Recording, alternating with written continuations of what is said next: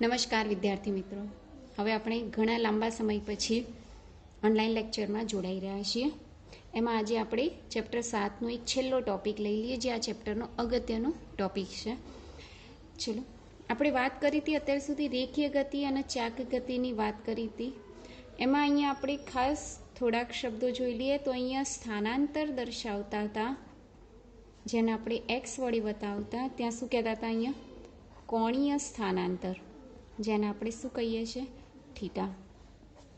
ચલો, જેમ અહીંયા આપણે વેગ બતાવતા હતા સ્મોલ વી વડે, એમ અહીંયા કોણીય વેગ વડે દર્શાવીએ છીએ, જેને આપણે કહીએ છીએ ઓમેગા. જેમ અહીંયા પ્રવેગ દર્શાવતા હતા, જેને આપણે કહીએ છીએ એ વડે દર્શાવતા, અહીંયા એ જ ભૌતિક રાશિને આપણે શાના વડે દર્શાવીએ છીએ? કોણીય પ્રવેગ. સિમ્બોલ કયો છે? આલ્ફા.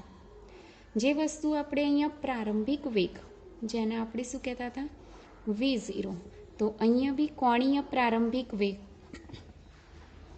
જેને આપણે શું કહીશું? ઓમેગા 0. બરાબર. જો આટલી ભૌતિક રાશિના જો કન્વર્ઝેશન આપણને ખ્યાલ હોય તો આપણે એ વસ્તુ ખાસ નોંધી શકીએ કઈ કે જેમ આપણે ત્યાં રેખીય ગતિ માટે અચળ પ્રવેગી ગતિના સમીકરણો લખતા હતા, 3 સમીકરણો, એવી રીતના અહીંયા કે અચળ કોણીય પ્રવેગી ગતિ માટેના સમીકરણો. ચલો, એ વખતના સમીકરણ આપણે લખીએ તો એ વખતના સમીકરણ 3 કયા કયા છે? તો પહેલું v બરાબર v0 પ્લસ at, બીજું d બરાબર v0t પ્લસ 1/2 at સ્ક્વેર, અને ત્રીજું કયું છે? 2ad બરાબર v square minus v0 square. બરાબર. તો સેમ આના આ સમીકરણ આપણે અચળ કોણીય પ્રવેગી માટેના લખવાના છે. જેમ જેમ આપણે અહીંયા v વાપરતા હતા, અહીં શું વાપરવાનું? ઓમેગા. જ્યાં જ્યાં અહીંયા એ હોય ત્યાં આપણે શું મૂકવાનું? આલ્ફા. અને એક્સ અથવા તો અહીંયા ડી હોય તો ડીની સામે શું મૂકવાનું? થીટા. બસ આટલું કરવાનું છે. તો લખીએ પહેલું સમીકરણ. કયું થશે? વીની સામે શું લખીશું? ઓમેગા. v0ની જગ્યાએ ઓમેગા 0, એની જગ્યાએ આલ્ફા અને ટી. ટી એમના એમ જ રહેશે. ટી માટે કોઈ બીજી ભૌતિક રાશિ વૈકલ્પિક નથી. ડીની જગ્યાએ આપણે શું લખીશું? થીટા. v0ની જગ્યાએ શું લખીશું? ઓમેગા 0 ટી વત્તા 1/2 આલ્ફા ઈનો સ્ક્વેર. અને નંબર 3 2ad છે તો એની જગ્યાએ શું આવશે? 2 આલ્ફા થીટા. v છે એની જગ્યાએ ઓમેગા સ્ક્વેર, અને v0 છે એની જગ્યાએ શું લખીશું આપણે? Omega 0 square. તો આ એક પ્રશ્ન તમારે ખાલી સૂત્રો યાદ રાખવાના રહેશે. બરાબર. ત્યારબાદ આ ચેપ્ટરનો છેલ્લો ટોપિક આપણે જોઈ લઈએ. આ ચેપ્ટરમાંથી જે અગત્યના ટોપિક છે એ આપણે લીધેલા છે, એટલે આગળનો ટોપિક લઈ લઈએ. એ છે લોટણ ગતિ. શું છે ટોપિકનું નામ? શું છે? લોટણ ગતિ. લોટણ ગતિ એટલે શું? તો ગબડતી ગતિ. ગબડતી ગતિ એટલે શું? તો હું તમને એક ઉદાહરણ આપી દઉં સરસ. દાખલા તરીકે આ એક ઢાળ છે, આવી રીતના. બરાબર. ઢાળ ઉપરથી એક પદાર્થ નીચે આવે છે, ખ્યાલ આવે? તો આ પદાર્થ શું કરશે? ગબડતો નીચે આવશે. સરકીને નીચે આવશે નહીં, પણ કેવી રીતના આવશે? ગબડતો નીચે આવશે. તો આવી જે ગતિ છે, ગતિને આપણે શું કહીશું? લોટણ ગતિ. બરાબર. આના વિશે થોડુંક જોઈ લઈએ. તો દાખલા તરીકે આ એક પદાર્થ, બરાબર, એની ત્રિજ્યા આપણે લઈ લઈએ છે r. બરાબર. એનો જે વેગ છે એ વેગ હંમેશા સ્પર્શકની દિશામાં હોય, એને આપણે કહી દઈએ વેગ. આ એની અક્ષ, એ અક્ષની આસપાસ એ ઓમેગા જેટલા કોણીય વેગથી શું કરશે? રોટેશન કરશે. બરાબર. એટલે અહીંના કિસ્સામાં આ જે ગતિ છે એ નિયમિત વર્તુળાકાર ગતિ.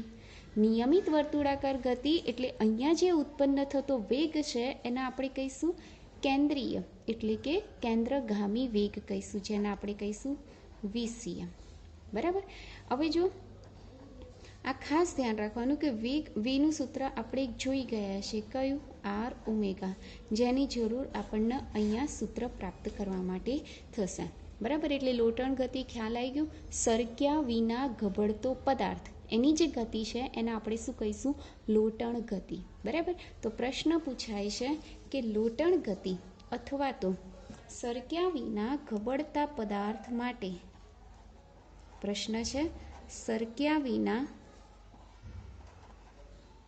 ગબડતા પદાર્થ માટે ગતિ ઊર્જાનું સૂત્ર મેળવો. બરાબર. એટલે કેનું સૂત્ર આપણે મેળવવાનું છે. તો જો એના માટે આપણે શરૂઆત કરી દઈએ. તો કેવી રીતના? સૌપ્રથમ આપણે આકૃતિ દોરી દઈએ. બરાબર. અહીંયા એક પદાર્થ જે h જેટલી ઊંચાઈએ રહેલો છે. આ જે ઢાળની લંબાઈ છે, ઢાળની લંબાઈ છે d. આ ખૂણાને આપણે લઈ લઈએ 90.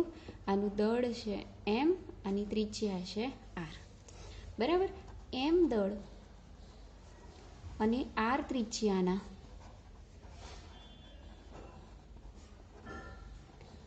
પદાર્થ માટે ચાક ગતિ ઊર્જા એટલે કે રોટેશનલ કઈ થશે? 1/2 I ઓમેગા સ્ક્વેર. બરાબર. એમ દળ અને આર ત્રિજ્યાના પદાર્થ માટે ચાક ગતિ ઊર્જા, ચાક ગતિ ઊર્જા એટલે કે રોટેશનલ કેટલી થશે? 1/2 I ઓમેગા સ્ક્વેર. જ્યાં I બરાબર શું લખવાનું? mk square. જ્યાં I બરાબર શું લખવાનું? mk square. અને ઓમેગા બરાબર આપણે શું લખીશું? v/r. આ v/r ક્યાંથી આવ્યું? તો v બરાબર અત્યારે જ આપણે સૂત્ર જોયું, કયું? v બરાબર r ઓમેગા. તો ઓમેગા બરાબર શું થશે? v/r. આ I અને ઓમેગાની કિંમત આની અંદર મૂકી દઈએ તો k રોટેશનલ બરાબર શું થશે? 1/2 I ની જગ્યાએ શું લખીશું? mk square. ઓમેગાની જગ્યાએ શું લખીશું? v²/r². ખ્યાલ આવી ગયો? અને આપણે કહી દઈએ સમીકરણ નંબર 1.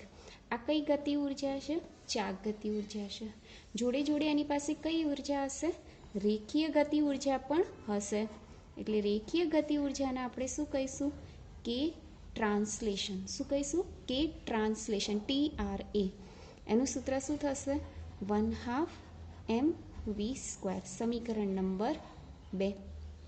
આથી કુલ ગતિ ઊર્જા કેટલી થશે?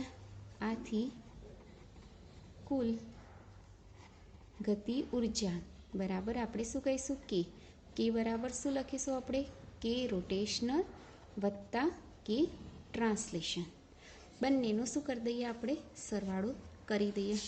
તો જો સરવાળો કરીએ. ચલો. કે બરાબર કે રોટેશનલની કિંમત કેટલી મળી? 1/2 mk સ્ક્વેર v²/r² વત્તા કે ટ્રાન્સલેશનની કિંમત કેટલી છે? 1/2 mv². હવે કોમન શું નીકાળીશું બંનેમાંથી? 1/2 mv². અંદર શું રહેશે? અહીંયાથી k² વત્તા r². અને અહીંયા શું રહેશે? 1. કારણ કે બધું નીકળી જાય એટલે કશું ના વધે એટલે શું લખીશું આપણે? 1 લખીશું. બરાબર. તો આ જે સૂત્ર છે, હજી આપણે સાદુરૂપ આપવું હોય તો r² ક્યાં જતા રહેશે? ઉપર. બરાબર. એટલે આપણી પાસે સૂત્ર કોઈ થઈ જશે? ગતિ ઊર્જા k બરાબર 1/2 mv² કૌંસમાં k² વત્તા r² ભાગ્યા r². તો આ પ્રાપ્ત થયું આપણને સૂત્ર. કેને શું કહીશું આપણે? ચક્રાવર્તનની ત્રિજ્યા. કેને શું કહીશું આપણે? ચક્રાવર્તનની ત્રિજ્યા. એ દરેક માટે અલગ અલગ હોય. ગોળો હોય તો કે બરાબર મેં તમને કીધું હતું આગળના લેક્ચરમાં કે આટલા થાય. કે રિંગ હોય તો એ માટે અલગ હોય, નળાકાર હોય તો એ માટે અલગ હોય. તો એવી રીતના આપણે અહીંયા મૂકી અને સાદુરૂપ તમે સરળતાથી આપી શકો. બરાબર. સેમ આના ઉપરથી એક છેલ્લો ઉદાહરણ પણ છે કે વેગનું સમીકરણ મેળવવાનું છે. બરાબર. તો જો 7.16માં શું કહે છે ઉદાહરણનું? કે એક રિંગ નળાકાર અને ઘન ગોળા માટે વેગનું સૂત્ર મેળવવાનું છે. તો આપણે શરૂઆત કરી દઈએ અહીંયાથી, આ સૂત્ર ઉપરથી. બરાબર, આપણી પાસે છે શું લખીએ છીએ? ગતિ ઉર્જા બરાબર શું લખીએ છીએ આપણે? સ્થિતિ ઉર્જા. ગતિ ઉર્જા એટલે કે અને સ્થિતિ ઉર્જા એટલે યુ. કેની જગ્યાએ આપણે કિંમત મૂકી દઈએ કઈ? 1/2 mv², અહીંયા k² વત્તા r² અને યુની જગ્યાએ શું લખીશું? mgh. જોઈ શકો છો બંને બાજુ m અને m કેન્સલ, બે ઉપર જતા રહેશે એટલે v² બરાબર શું થશે? 2gh ભાગ્યા r² ઉપર અને અહીંયા શું આવી જશે? k² વત્તા r². ખ્યાલ આવી ગયો? આ આપણું v મળ્યું. તો v બરાબર શું થશે? વર્ગમૂળમાં 2gh કૌંસમાં r² અપોન k² વત્તા r² થઈ જશે. ખ્યાલ આવ્યો? આપણને વેગનું સૂત્ર પ્રાપ્ત થઈ ગયું. હવે આપણે જોઈએ, જો રિંગ હોય તો રિંગ માટે મેં તમને અગાઉના લેક્ચરમાં કીધું હતું કે k² બરાબર શું લખવાનું? r². તો જો વેગનું સૂત્ર શું થાય? વર્ગમૂળમાં 2gh એમના એમ, r² એમના એમ. આ જે k² છે એની જગ્યાએ શું લખીશું? r² વત્તા r². તો જુઓ r² અને ભાગ્યા r² વત્તા r² એટલે 2r². r² કેન્સલ એટલે શું રહેશે? 1/2 રહેશે. તો જુઓ વર્ગમૂળમાં 2gh અને અહીંયા શું રહ્યું? 1/2. 2 કેન્સલ એટલે vનું સૂત્ર શું મળ્યું આપણને? વર્ગમૂળમાં gh. આ કોના માટે મળ્યું? રિંગ માટે મળ્યું. હવે શેના માટે શોધવાનું? નળાકાર અને ઘન ગોળા માટે શોધવાનું. તો ચલો સેમ એવી રીતે તમને ખ્યાલ હોવું જોઈએ નળાકાર માટે. ચલો યાદ છે નળાકાર માટે આપણે k² બરાબર શું લેતા હતા? તો તમને જો યાદ હોય તો k² બરાબર આપણે શું લેતા હતા? r² ભાગ્યા 2. જોઈ લેજો, ટેબલ તમારી પાસે હશે.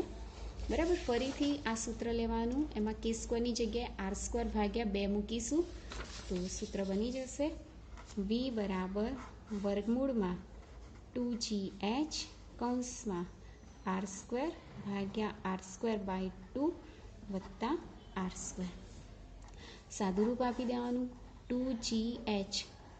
ચલો r² એમના એમ, અહીંયા થઈ જશે 3/2 r², કેન્સલ, ભાગ્યાના બે ઉપર આવશે એટલે 2gh કૌંસમાં 2/3 થઈ જશે. 2 દૂની 4 એટલે જવાબ આવશે 4gh ભાગ્યા 3. આ કોના માટે મળ્યું આપણને?